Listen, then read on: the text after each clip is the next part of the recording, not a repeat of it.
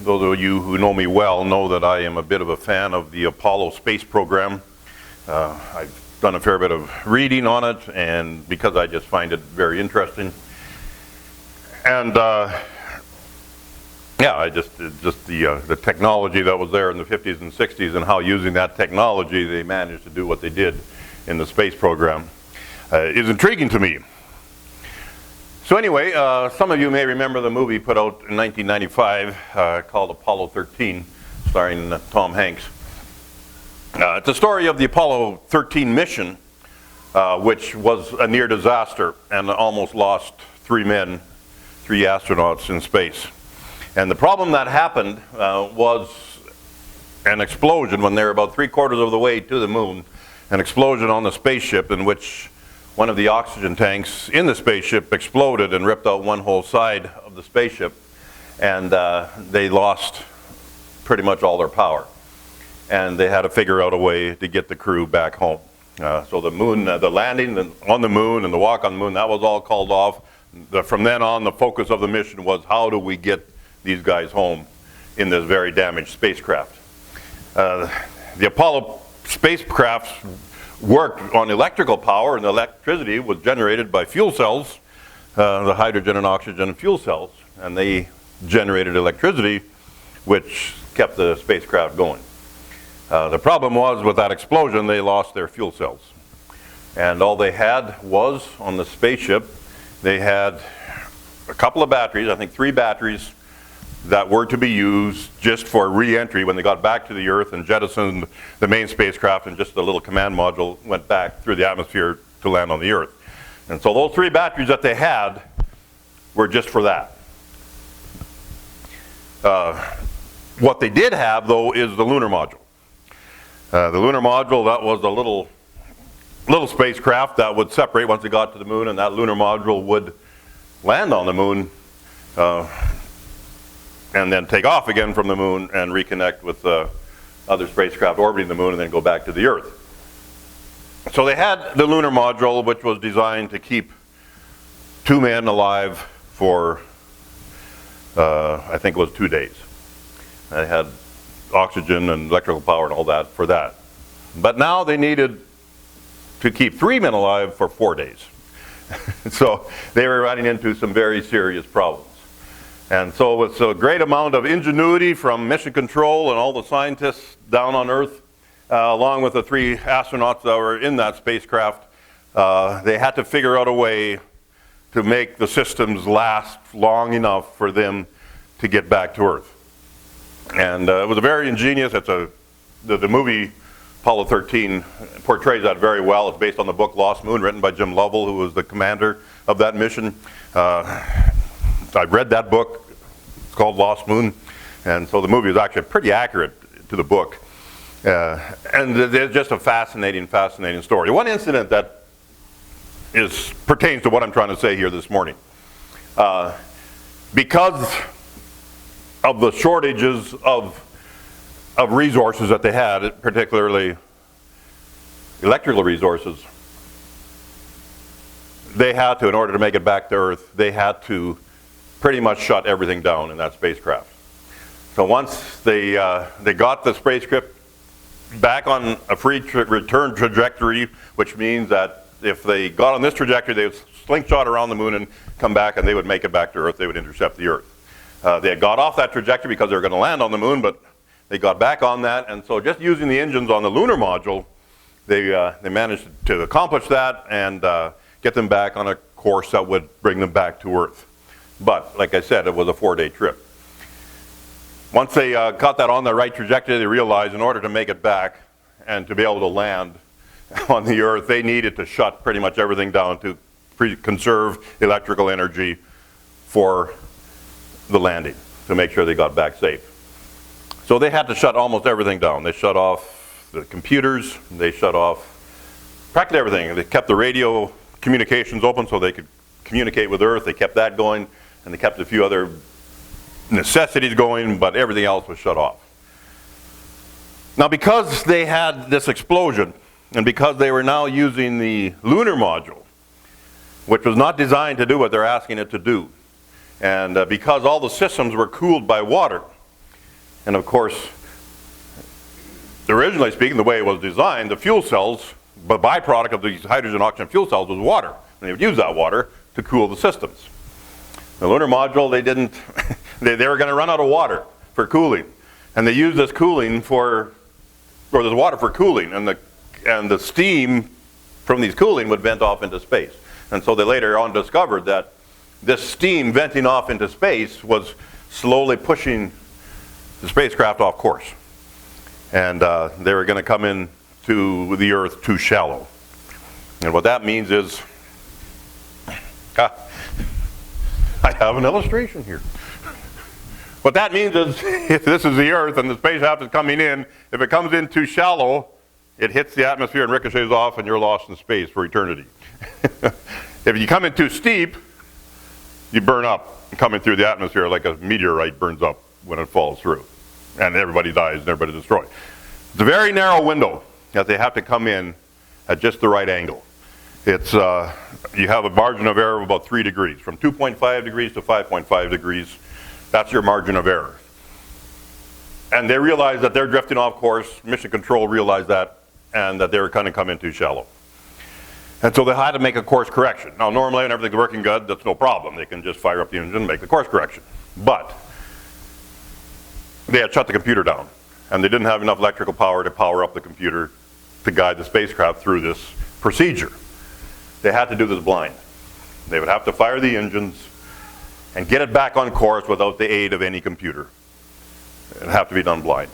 And so how were they going to do that? Well, luckily NASA was very good over the years previous in trying to figure out any contingency that could happen and put in procedures to, if this happens, we could do this. If that happens, we could do this. So they had kind of written up a procedure for this very scenario, but they had never practiced it or done it. They'd just have to do it now.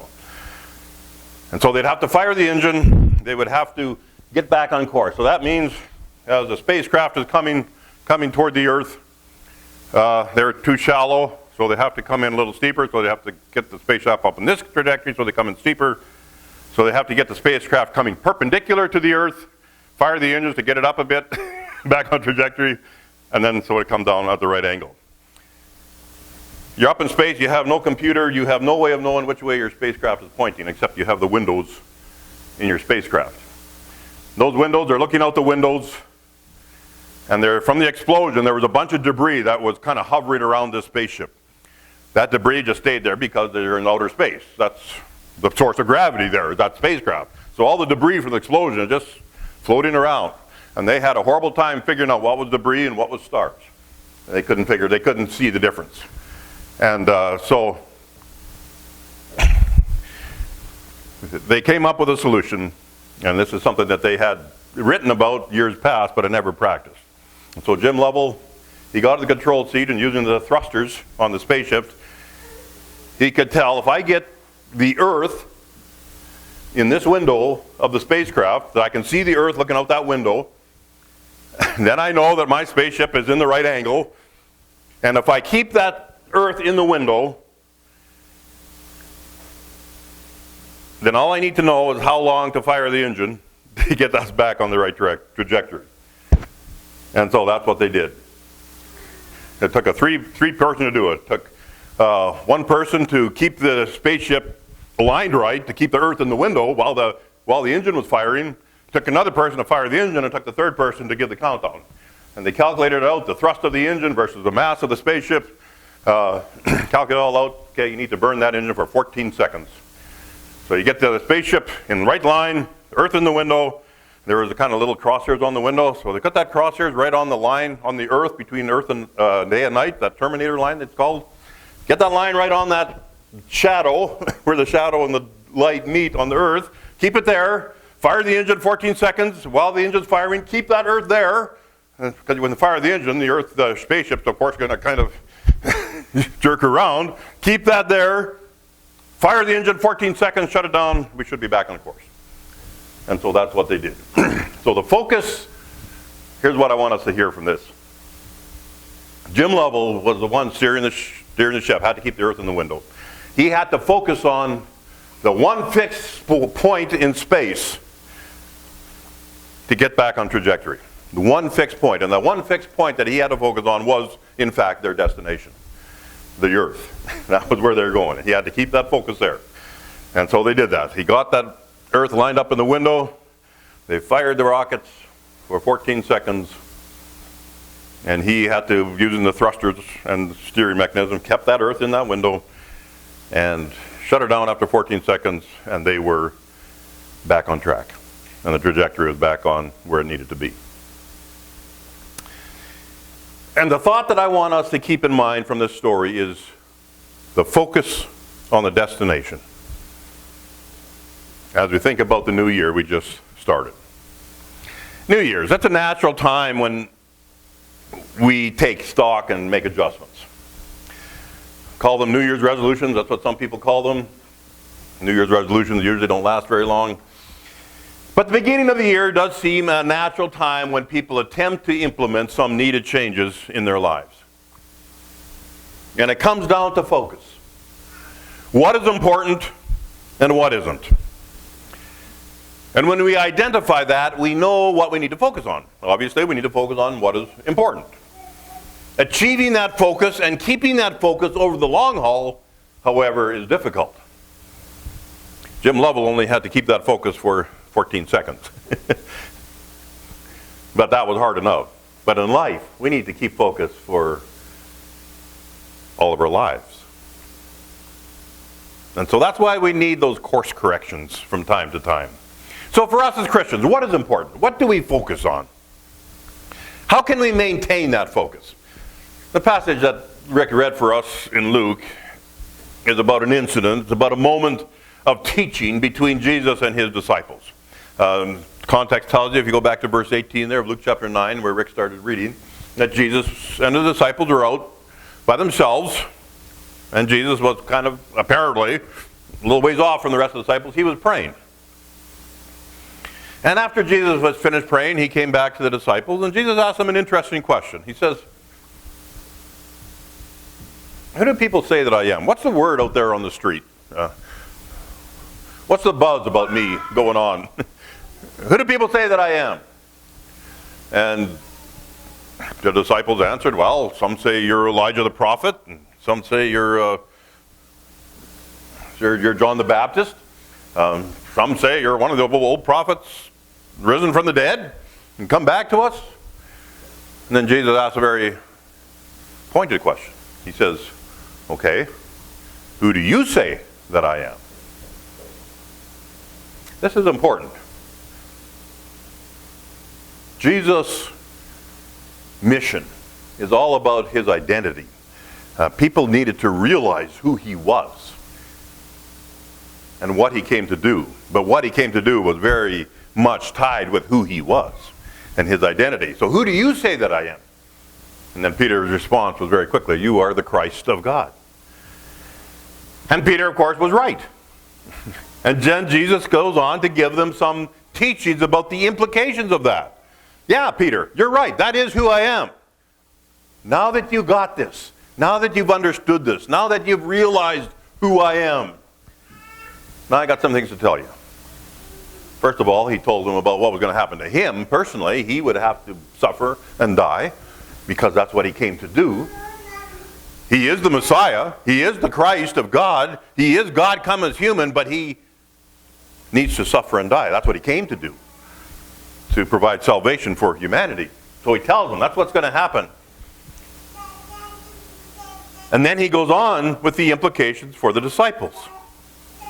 If Jesus is the Christ of God, the Messiah, if you believe that to be true, then there's a choice to make. There's a choice to make. Either you will follow Jesus, or you won't. And the obvious choice, of course, is that you will follow Jesus.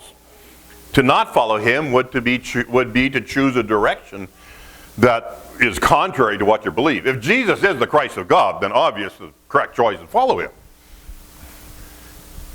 If he's the Christ of God, and to choose not to follow him is to live in contradiction to what you believe. But there are so many people who do that. There are so many people, yes, they believe in God. They believe the Bible is true. They believe Jesus is the Son of God. They believe all that.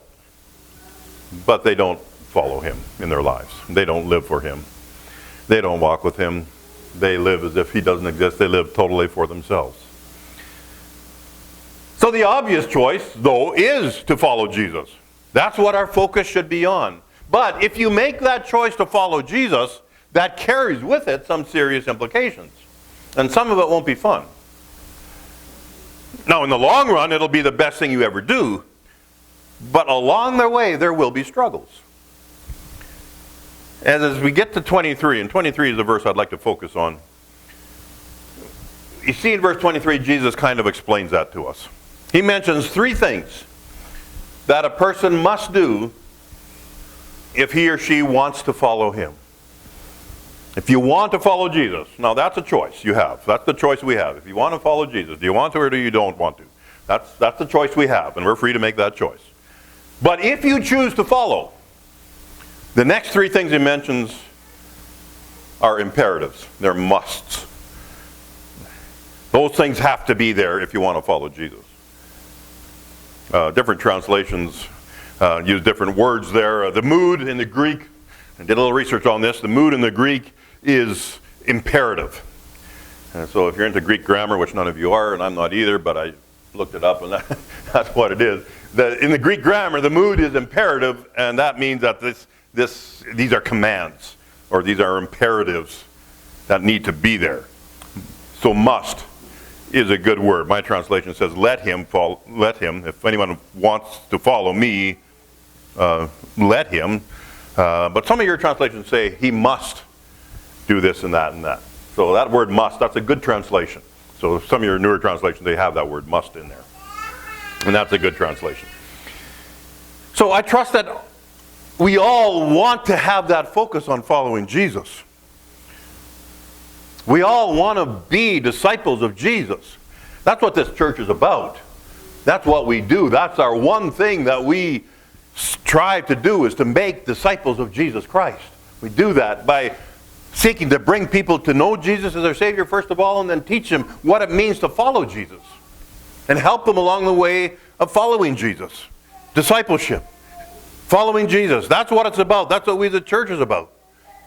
And I hope we all have that desire. But that needs to be the focus then. If you want to follow Jesus, if you want to be a disciple of Jesus, you need to focus on this. And if in our own lives, if that focus hasn't been there, trust that New Year's is a time and we'll decide to make it our focus. So to achieve this focus and to maintain this focus of following Jesus, of being a disciple of Jesus, to keep and maintain that focus, three things that Jesus mentioned here in verse 23, those three things have to be there. So let's look at them. We need to take on the focus of following Jesus, and we need to maintain that focus. And we can do that by obeying these directives given by Jesus in verse 23 of Luke chapter 9. So the first thing is you must deny yourself. You must deny yourself. Deny yourself. We live in a time and in a society when that is the opposite of how most people go about their day-to-day lives. We deny ourselves very little.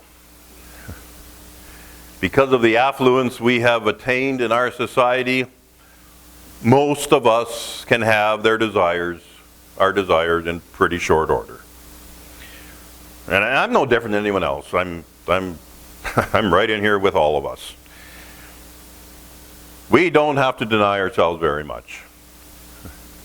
If we want something, we go get it. If we want to go someplace, we go there. If we want to do something, we do it. We have the means and ability to live that way. But if you talk to people who have lived in difficult times, you will discover that there was a time when people were constantly denying themselves. They were constantly making sacrifices.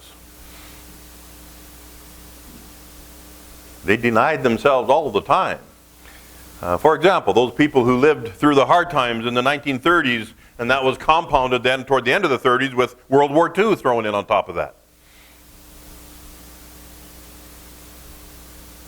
So rationing was a daily reality. in that world back then. Some of you talk to your parents and grandparents about those times, and they'll tell you stories about what it was like back then. Rationing. Everything was rationed. Food was rationed. Gasoline. Rubber, so you couldn't get tires for your vehicle. They were on ration. Repairs for your car or your truck or your tractor. Toilet paper was rationed. Heard one guy telling the story about this. Yeah, when you went to the washroom, you could use, and you could count out, this is how many squares of toilet paper you get to use when you go to the washroom. It was rationed. Sacrifice became a way of life for those people. Rationing became a way of life for those people. And even after this eased off, after everything started to get better, for the old people in that mindset, to not ration and to not sacrifice was considered extravagance and an indication of a lack of inner strength and resolve and willpower. That's why most of our parents and grandparents can't throw anything away. It's that mindset that's in them from those days.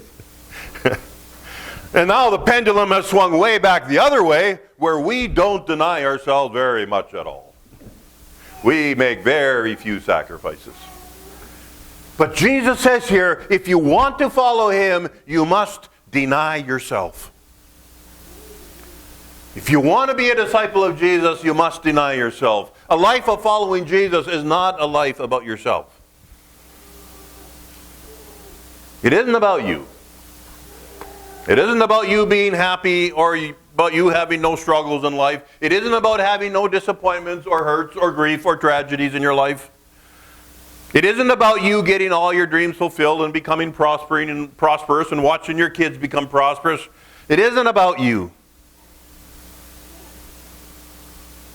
Being a disciple of Jesus is first placing your faith in Jesus as your Savior, and then it's about following him. And that means living the life he wants you to live in the way that he wants you to live it. It means allowing him to work on your character till you become someone who reflects the image and the character of Jesus Christ himself. It means doing the work God put you on this earth to do for him. And to do that, you need to deny yourself. You can't give in to every impulse that comes your way. You have a destination that you are focused on, and you don't let things or impulses or desires or temptations detract from that. You deny yourself. You may think, boy, what a horrible way to live. Well, on the surface it may seem like that, but in the long run, it will make for a much more satisfying and fulfilling life than you ever thought possible. It's kind of like, I don't know if this is a good illustration or not, but it's kind of like being healthy. You want to be healthy. You want to lose weight. You want to be healthy and live healthy and all that. And you look at that, and you look at what you can eat and what you can't eat and all the exercises you got to do and all that, and you may think, what a horrible way to live. What a boring way to live. But in the long run, living with a healthy body is much better than living with an unhealthy body. I hope you all understand very clearly that I'm preaching to myself here, not to any of you. But that's a very small illustration of this reality. Deny yourself. If you choose to be a disciple of Jesus Christ, you must deny yourself. Secondly, you must take up your cross daily. Now that is interesting terminology. Take up your cross daily. What does that even mean? You know, we see crosses all over the place. We see crosses in churches. We see crosses on top of churches. We see crosses in graveyards. We see crosses on jewelry. Some of you, maybe even this morning, are wearing a necklace that has a cross on it. Or you have all kinds of things. We see them all the time.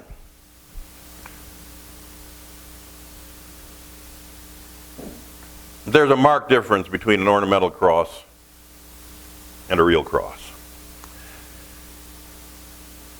When this conversation between Jesus and his disciples were taking place, a cross, the significance of the cross was that it was an instrument of execution. It's what you used to execute criminals on. That's what the cross was. And you think about having a necklace with a guillotine hanging on it. It's the same thing. It's the same thing. That was the significance of the cross. At the time when this conversation was taking place between Jesus and the disciples, crucifixion was a relatively new thing. It was a form of execution that was invented by the Romans in this time period. Well, maybe 100 years or so before this conversation took place, but it was a relatively new thing in the history of the world. The Roman Empire, the Roman leaders invented crucifixion. And at a time when the Roman Empire ruled the world, that was how they executed criminals who had committed capital offenses. The picture is, Jesus says, taking up your cross and following him. The picture is of a criminal carrying his cross out to the place where the crucifixion was going to take place. No, the criminal would actually only carry the cross beam, the cross beam of the cross. He wouldn't carry the whole cross. The whole thing would have been way too heavy, especially after the whipping he would have endured before they asked him to carry the cross out to his spot of crucifixion. Anybody watching a criminal carrying his cross knew that that guy was on a walk that was a one-way trip. There was no going back. There was a destination point, and when that was reached, it would end with him hanging on that cross until he died. Now, with that picture in mind, let's think about this again. Jesus says, if you want to follow him, you must take up your cross daily. There's a destination point in mind, and there's no looking back. There's no going back. If you want to be a disciple of Jesus, you need to look at it as a one-way journey. No looking back, no going back. You're committed. There's going to be struggles. That's why this needs to be a daily thing. I've not been too bad in the course of my life on taking up my cross yearly. I think I've done that fairly well. Taking up your cross daily? Well, that's a little different.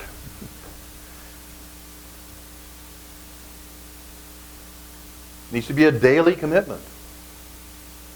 The destination, however, is not an excruciating death. The destination is different in this case. It's a glorious life in heaven with Jesus for all eternity. Now, there will be a physical death, obviously, unless Jesus comes back first. And we have no way of knowing what kind of death that will be. It might be an excruciating death. We have no way of knowing that. But the destination we have our focus on is not this death. It's what comes next, that glorious eternity. So taking up your cross means taking up whatever struggles and trials may come your way as you deny yourself to follow Jesus, daily committing yourself to that and following Jesus. If you want to follow Jesus, you must take up your cross daily. Then thirdly and finally, third thing Jesus mentioned there in verse 23 is you must follow Jesus. Well, that kind of goes without saying. It's what we've been saying the whole time. But Jesus mentions it here, so we should at least look at it. To be a disciple of Jesus, you need to follow him. And that means you go where he goes. You do what he does. That's what it means to follow someone. Now remember, Jesus came to earth with a mission in mind. He came to accomplish something.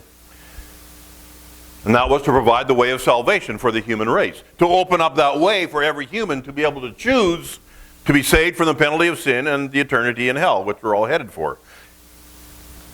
Jesus came to offer a way to be saved from that. And so Jesus lived that perfect life, died by crucifixion, which he just talked about. He carried his cross up to that hill and was crucified. And in so doing, he paid the price for the sin of all humanity for all time and opened up the way for us to be able to choose him. His gift to us now is to give us this salvation freely as a gift. His offer is there for each one of us. We accept it by believing it and then confessing and repenting of our sin and asking Jesus into our hearts and lives. That was Jesus' purpose in coming to this world. When we follow Jesus, we have a purpose in living as well. We're joining with Jesus in his mission. And that mission is twofold. First, in us, it's to develop a character that's a reflection of the character of Jesus Christ. And secondly, it's to do what he wants us to do in bringing this message and this truth to the world around us, to those in our circle of influence. That's what following Jesus is. And if we wish to be a disciple of Jesus, we must follow him. So therefore, we see from this passage the directives from Jesus that are necessities for focusing on being his disciple and keeping that focus for the long haul. They are, you must deny yourself, you must take up your cross daily, you must follow him. And to conclude this, I'd like you to look at one more passage. This was written by the Apostle Paul over in Philippians chapter 3. So if you have your Bibles, just flip over there quick, Philippians chapter 3 and verse 13. And the context here is Apostle Paul explaining that all he had going for him before he met Jesus, all the things that he had attained to in trying to serve God in his own flesh, and all the things he had done, and all the trophies in his case that he could point to, and realizing after he came to Christ and realized who Jesus Christ was, his identity, he realized that's all garbage.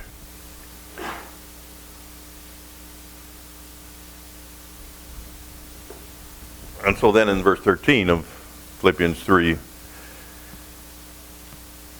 he says, "Brethren, I do not regard myself as having laid hold of it yet, but one thing I do, forgetting what lies behind and reaching toward what lies ahead, I press on toward the goal of the prize of the upward call of God in Christ Jesus." Great Apostle Paul, he realized he hadn't attained this yet. He was still a work in progress. He hadn't perfected this all yet. This whole thing, it's not about perfection, friends. Everything I've talked about, it's not about perfection, it's about progress. We keep on progressing. And so Paul, with all the things he had going on, he's in jail as he writes this. He's focused, he's got those struggles, he's got all the churches that he had started in his missionary journeys, he's got those worries and cares on his mind, the people around him, and all that stuff going on. He narrowed it down to one thing. To keep focus, he narrowed it down to one thing, verse 13. This one thing I do. I press on. That's the challenge for the year ahead for us, friends. Press on. It's not about perfection, it's about progress. Let's focus on being a disciple of Jesus this year and all that that means, and let's maintain that focus for the long haul, and let's press on.